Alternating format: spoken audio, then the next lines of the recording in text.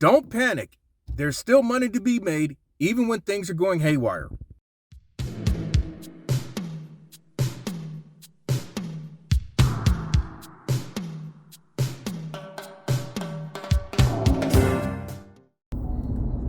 It is Sunday, June 5th, 2022. And if this is your first time checking out the Gig Geezer, hey, if you don't mind, hit that subscribe button, give my content a thumbs up, share my content among others, and I definitely welcome your comments in the section below. And if you're a returning visitor of the Gig Geezer, hey, thanks for coming back. The significance of this second half hustle and really this segment of the Gig Geezer is to see whether I can complete the week having earned $1,400 or more, and having hit, if I hit my number of $200 or more, and more specifically, if I make $107, but let's just round it up to $110. If I do that, I will have earned $1,400 or more for the 5th consecutive week, having put in 6.5 days each week. And you could even make a mild argument that I've made $7,000 over the past month. Now, not exactly within a 30-day calendar month, but part of the week that can be counted. That's where you can extrapolate the argument. Given the argument that every market is different, I would venture to say that making that type of money in this market, Columbia, South Carolina, is no small accomplishment. It would be the equivalent of in a much larger market like Atlanta or Charlotte, which is in this immediate region. That would be the equivalent of making probably an upwards of 2 G's every week. But that said, I have started this second half hustle with an order and pay Uber Eats at Edo Hibachi, and the amount is going to be $10.14. The drop-off location is probably about 5 minutes from the restaurant. And the interesting thing about the past several days in this particular week is that I've been working an area that I really don't like to work, but at the same time, the area that I would prefer to work, that area hasn't been yielding a lot of opportunities. And so, as I've shared in another segment of the Gig Geezer, you go where the money is. And I would venture to say there have been other people whom I've seen actually on YouTube who've said pretty much the same thing.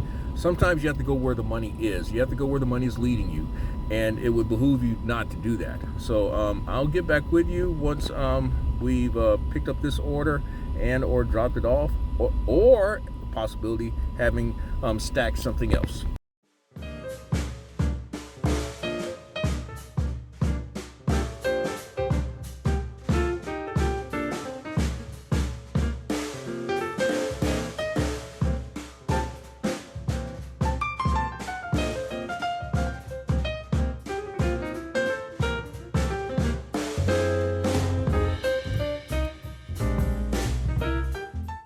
As you can tell, I just dropped off the Edo Hibachi order, and that showed an offer of $10.14 on Uber Eats. And while I was leaving Edo Hibachi, I happened to catch an Instacart for $40.38, 25 items total. And I'm actually going back into the parking lot area, which is where Edo Hibachi is. In fact, it's the same plaza. Public and Edo Hibachi is in the same plaza. And so this may be an opportunity which y'all can see how I go about doing my Instacart shopping. As a rule of thumb, what I try to do is, in this case, 20 of the items is customer A, only 3 items is customer B. So depending on what the items are, customer B's items will be in the top, in the like the child seat portion of the shopping cart, and then everything else will be in shopping A, the rest of the shopping cart. In most situations, though, when I have double stack or triple stack orders, what I try to do is take 2 baskets, and if it's A and B, then obviously one basket is for A, and then one basket is for B.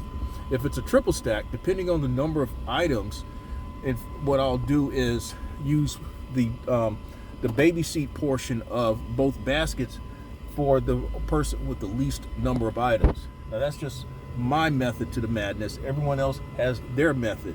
Of course, when I first started, I tried to divide everything into the basket and all that stuff, and I found that didn't work because I ran into the possibility of missing items.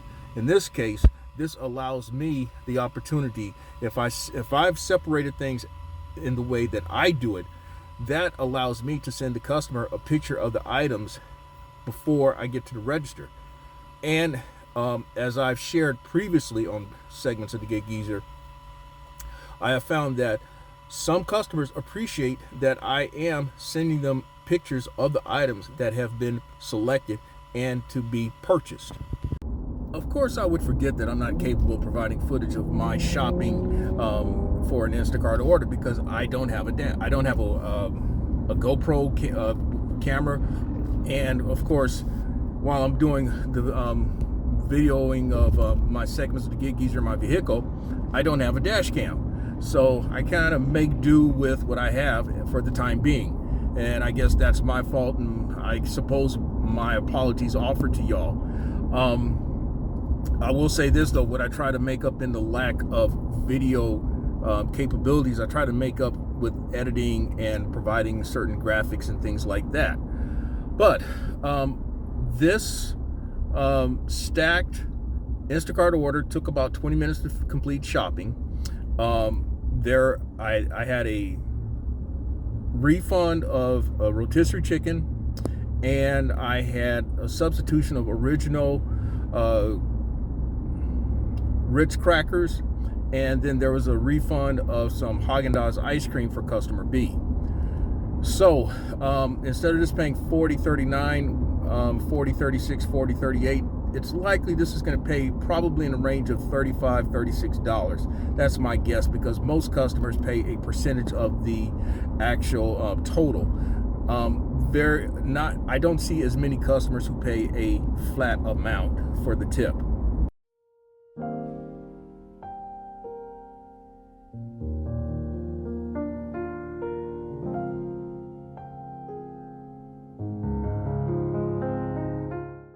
Well, some of y'all may recall in a recent Gig Geezer segment in which I shared some of the things that annoy me when I'm out here doing my hustle. And one of them I said was where it's predictably you go to the deepest, farthest point in a subdivision or a development. Well, I chose to go to customer B first with this Instacart order, and as it turned out, it was into the deepest, furthest point of this development. I mean, if you see in the inset, you see where the road, the street does a little cul-de-sac at the end, and that is the deepest, furthest point. So, and that's very common in South Carolina. It just seems that. But one thing about a lot of the subdivisions and developments in South Carolina, they do build homes, especially the new ones, with a decent amount of space, decent amount of front and backyard space, especially out in these neighboring counties of Lexington and Kershaw County. In fact, some of them are like that in Richland County as well. Now, for whatever it's worth, the going rate for a new home, a brand new built home, they run from the high 100,000s all on up. I mean, you know, when you go on up, that means the custom built stuff with the best grade materials and so forth. But typically, the average person is going to find homes anywhere between high 100s and high 300,000s.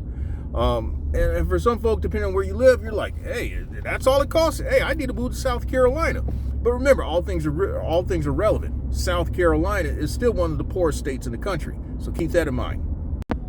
Okay, so now we're probably about 3 minutes or so away from dropping off this, actually, customer A of this double stack Instacart order, and I just accepted a $14.52 Grubhub from El Jimador.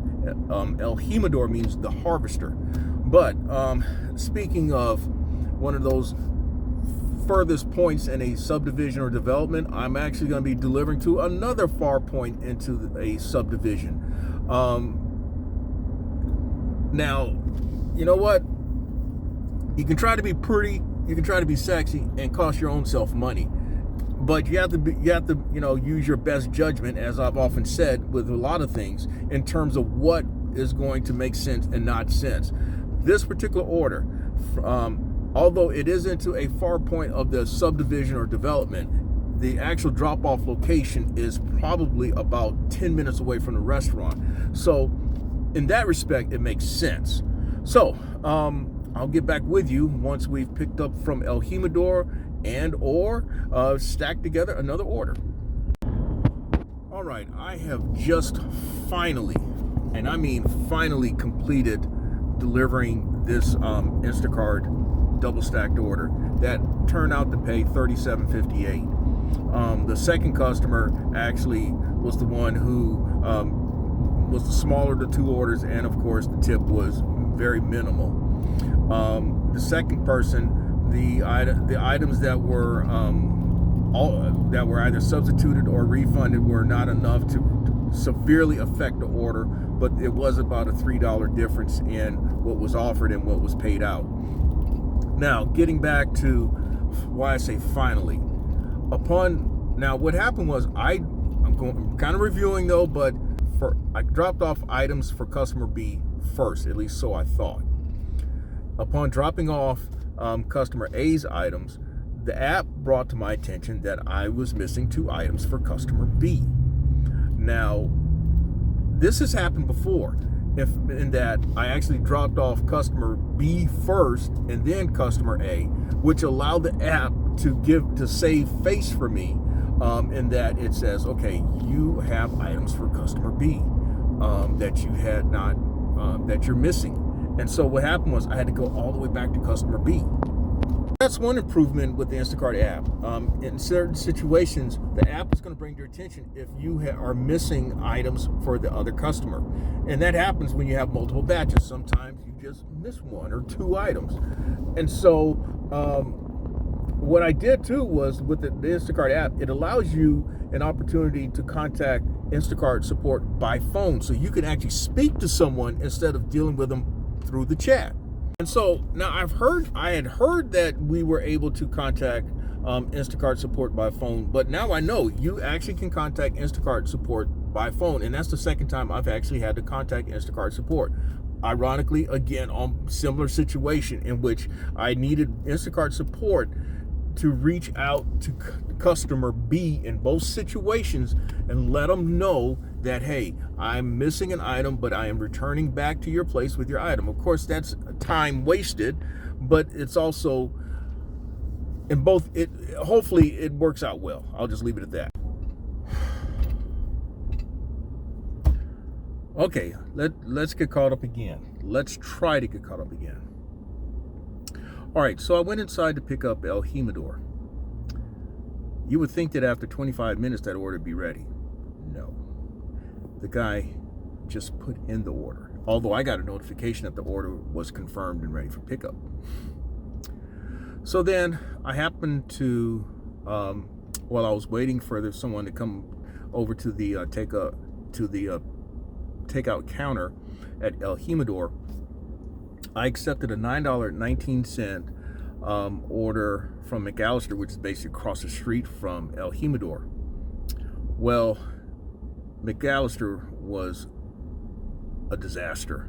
A lot of people who were waiting impatiently for their order because they'd been there for a while. McAllister was poorly understaffed, to say the least. Meanwhile, El Jimador was packed with, the restaurant itself was packed. So that explains probably, but then again, with Grubhub, you just never know if your order was received or not, because the app is hardly ever on at most places. And for some reason with Grubhub, people just they'll tell you that they just got the order or they just put it in, and that's exactly what was the case with my order. And so I went across the street to McAllister, because normally McAllister is pretty good with picking with orders. It doesn't matter what app you're on. McAllister is usually pretty good. The only time of day that you don't want to go is during lunchtime. Not today. So I ended up going back over to El Jimador to pick up that order, and en route to picking up El Jimador, I accepted a $10 DoorDash shop and pay at Target, which ironically was like the next plaza over from McAllister, but across the street from El Jimador, if that all makes a sense. So basically, all within an immediate area were all these places. So I went over to do the shopping over at Target, but guess what? Both checkout lines that I get in, they tell me, oh, I'm closing.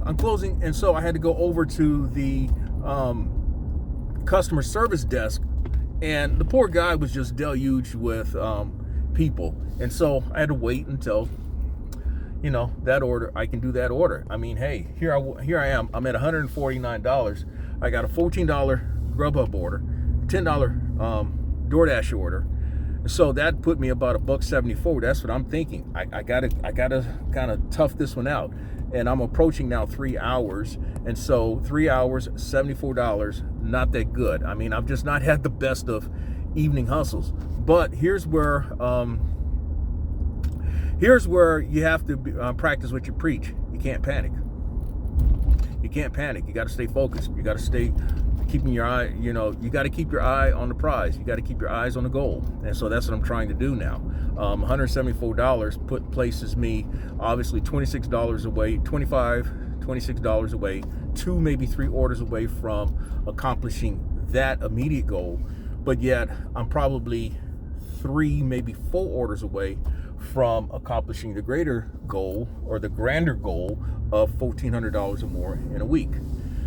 So I'll get back with you. I've already lost 25 minutes on the Instacart order, in which I had to go all the way back to the far end of that development for 2 things of Krispy Kreme powdered fucking donuts. Then El Jimador, after coming back, had to wait another 15 minutes for that order. And then there's Target, the checkout line situation, Sunday evening. Of course, I remember when I worked at the store, if I had a chance to get off a register, I got off. I didn't care what a customer thought.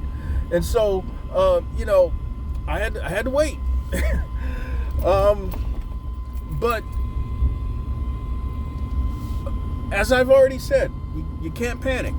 There's money to be made. You just have to put yourself in a position to make the money. And so that's where I'm at. All right, I am several minutes removed from having dropped off a $13.79 Uber Eats order from Freddy's Custard and Burgers. It just so happened that the customer whom I dropped off this order to is someone whom I delivered to during the week. And And for me, that was a good thing. Now, there's no guarantee that the customer is going to tip more than what it appears they're going to tip, which is $8. But upon leaving that subdivision, I accepted a $12.75 DoorDash order from Red Robin's. In fact, I'm in the parking lot now, about to go inside. It's a 4-item order, and it's going to take me closer in where there's maybe a little more action. But for the short-term goal, the micro goal of accomplishing $200 a day or more, in which I complete a first and a second half hustle, this order will put me over $200. Now, in the macro goal, which is to hopefully finish this week at $1,400 or more, I need one more order. And so that's where I'm at. And hopefully the next time I come back, we'll be talking about that. All right, so this is the last update for this evening's hustle. While en route to dropping off the DoorDash order from Red Robin, I happened to notice an Instacart for $15 and change, 22 items. And the drop off to this Instacart order is actually 2 blocks away from an earlier Instacart order that I completed. Now, After accepting that order, as it always would happen, you start seeing some nice orders come up on the other apps. You start seeing some nice orders coming up on the other apps. DoorDash, there was one for $14.75, then there was a stack for $15.25, and then there's just one for $12.75 that I just turned down as well. Now you say, why would you turn it down, Gig Geezer?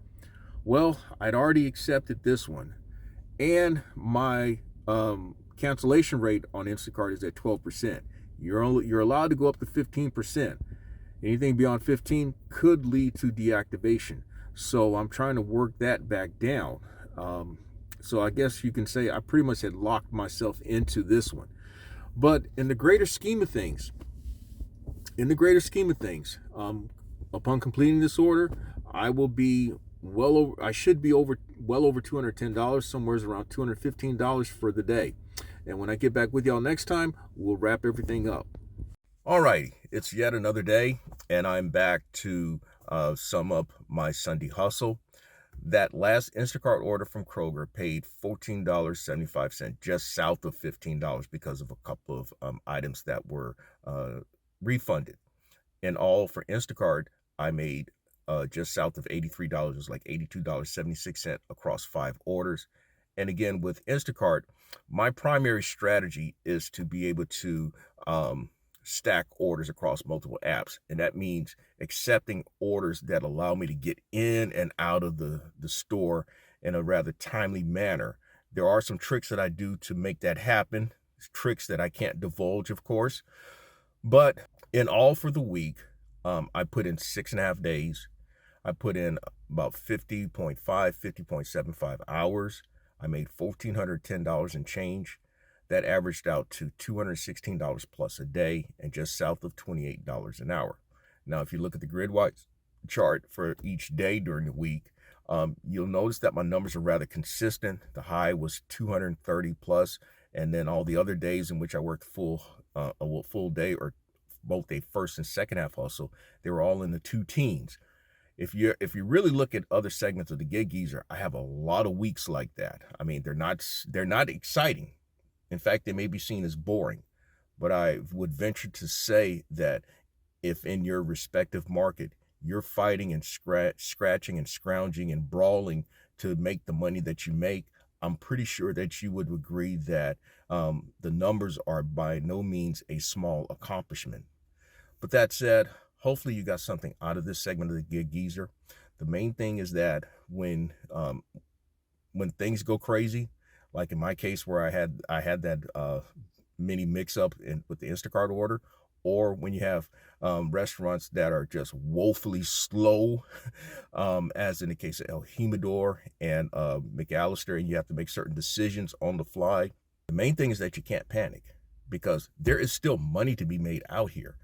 There is money to be made out here. It's all in how you go about doing it. And so with that, this is another segment of the Gig Geezer. I'm Inwood Lane, and as always, may your grind and may your hustle continue.